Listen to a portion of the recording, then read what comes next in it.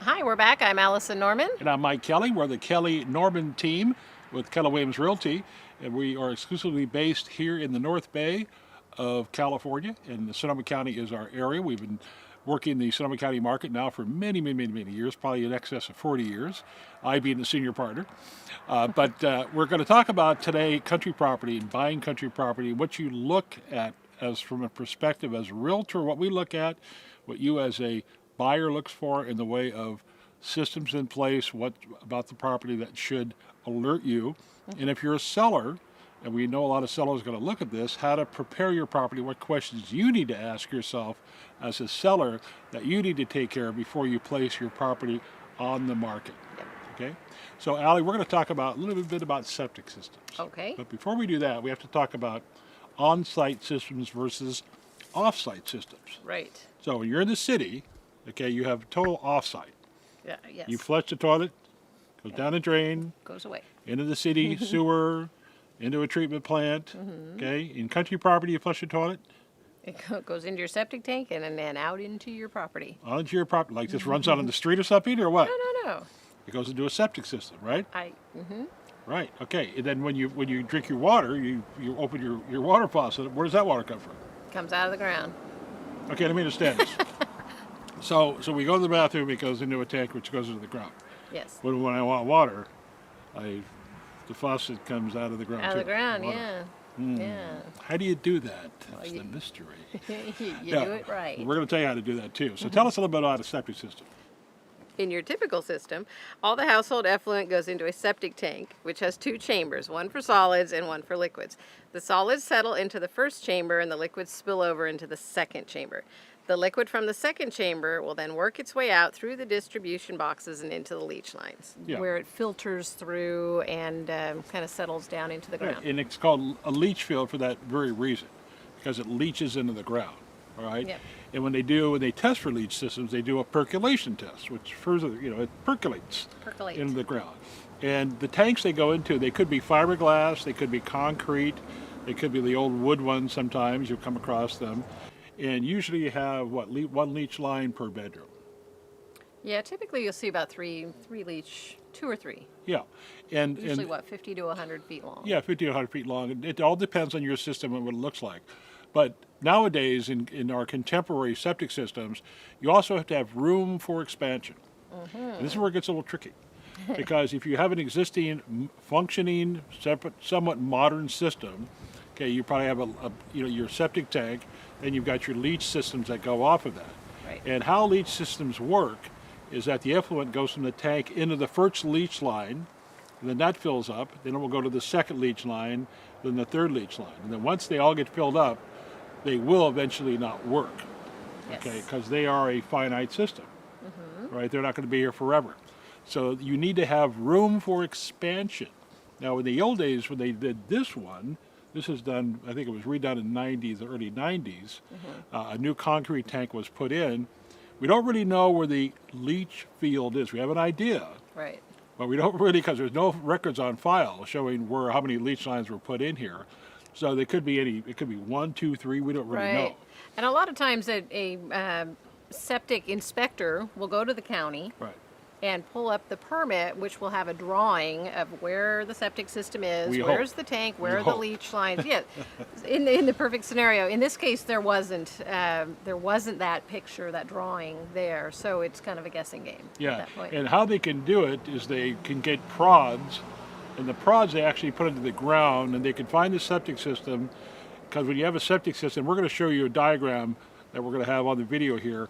You have the actual septic box, the tank box, and then it goes out to usually 3 junction boxes, and then off each one of those junction boxes, your leach line runs off of that. Yes. So you can see in the diagram we have for you how they pretty much work. Well, the thing is to find out where those leach lines are.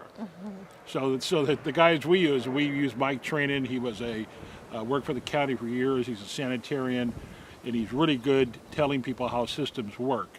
And he'll be also on the video where you can get his name and information to contact him. So what they can do is they can actually go out and prod the big steel prods, and they can kind of clunk because Until they find it. they're basically concrete pipes. all right, or they're plastic pipes. Either way they can find them, but just by hitting something solid and getting a good idea. So at least you can see what you got. Right. And that's what we try to do here. Now, if you need room for expansion, and normally I think it's about 200% expansion, and you should always check with the local sanitarian in your county for anything you're going to be doing when it comes to your property, if you're selling or buying, to make sure your system is in good shape and that you can expand. So if somebody comes to us, Allie, they say, okay, I love this one house, I want to do another house, or I want to do a little granny unit someplace on the Right. property. The first thing we say, okay, does it meet the minimum acreage, Yes. which is usually 2 acres? Typically 2 acres. Okay, and is there room, okay, to actually put another septic system in, or does the existing system have the capacity Yeah. to take what? Right. To take another building. Exactly. So Another living unit, right. because they don't care about bathrooms, do they? No, that's but bedrooms, because bedrooms basically tells you how many people are going to be living in the Right. house. That tells you how many people are going to be using the bathroom. Exactly, yeah. So it doesn't matter how many baths you have, you only have one person, one bedroom. Okay? Right. Some guy was really into bathrooms, he could have 10 bathrooms in one bedroom. Exactly. I don't know why you want to do that, but there's strange people in the world. Yes. But not that there's anything wrong with that. But anyway, so the thing about a septic system is that if you're going to add another unit and you find out, well, the system is barely enough for the existing residents, then you're going to have to put another one in there. Right. So But that means more tests and More tests, percolation tests, okay, where they actually come out and test the soil. But what it also means is that if the only area you can expand to is where your well is, oops, now what do we do? now we have a problem. You have a problem. So as your realtor, we ask you that question. We say, do you want to add something to this property? Do you want to add another bedroom on here? You want to add a granny unit? Because if you do, we got to look at the whole picture. Right. Okay, it's not just where you can put another, Yeah. septic Where is system. it going to fit? There's Yeah, can you put another septic system in there? and that area can't be next to your neighbor's well. So you've got to look at your neighbors around you. And the nice thing about being on this property, you have so many vineyards around you that there's not that many septic systems abutting the property. Right. Which is that's a nice thing good about the great location about this property. But you could also be in 1 acre, 2 acre, 3 acre parcels where you may have that issue. Because sometimes, good percolation areas have a tendency to cluster, and they could be in the same area where the other guy's doing his thing, Right. right? So you got to be very careful about that. So one of the things Allie and I do, we ask a lot of questions of you when you buy property, and the septic system is one of the more critical systems you're gonna probably get. If you're, say, in the southwest area of Santa Rosa, what do we know about that area, Allie? A very high water table. Right, and what does that do to a septic system? That makes it very hard to perk because it doesn't settle down into the ground very Yeah, easily. the water is like almost right up. It's like maybe you can go down 5 feet to hit water. So where's your effluent going to go? Okay, you need a fairly nice sandy loam soil, or a soil that will at least allow the effluent to percolate down into the ground. So if you're in the southwest area of Santa Rosa, if you see a lot of really deep ditches when you drive around in country property, you can probably kind of guess that there may be an issue with percolation in that area, because that deep ditches is there to take away all the water that stands on the property. Yeah. All right, so you got to be very careful about that. And Allie and I have been doing this long enough in Sonoma County where we can tell you those areas. So in this particular property, we have 2 houses, and both houses feed into the same septic system. Right, which is a little unusual. A little unusual. However, they're down as a 1 bedroom for the main house and a 1 bedroom for the secondary house. So we only have 2 bedrooms. All right, it's not like we have 6 or 7 bedrooms. Right. But if you want to expand that, You're going to have to put a new septic system. yeah, or you're going to have to, talk to the county and see what you can do, all right, and just where you're going to do expansion and all these kind of things. So that's super, super critical. Right. If you want to keep it the way it is, that's fine. But remember, if you're buying 2 1-bedroom houses, okay, you may have a problem selling that property in the future, because most people want to have a little more bedrooms than that. All right, so you may want to explore that issue anyway. All right, so we've got up on the video any number of photos that you've been looking at showing various septic systems, what they look like. Okay, so now we're going to move on to another issue, which is Do we want to talk about what you're going to do with the septic system as far as inspections?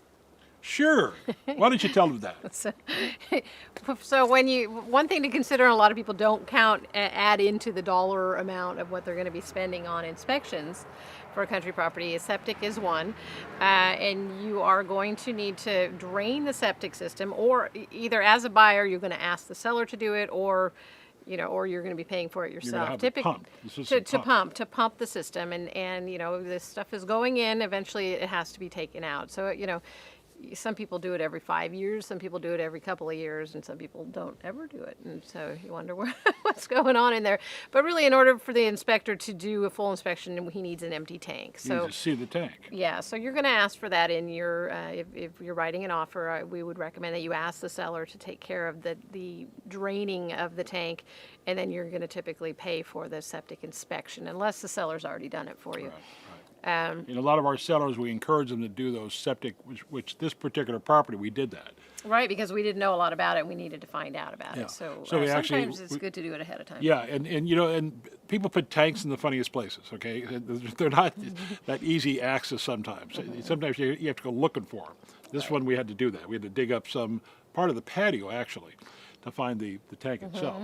And then, but these are not inexpensive. So when you buy country property, you're going to be spending a heck of a lot more money than if you bought a city property. Right, just because there's more inspections that need to be done. Especially a survey. A survey to do corners is probably could cost anywhere from $1,500 to $5,000, depending on the terrain and how much land you have.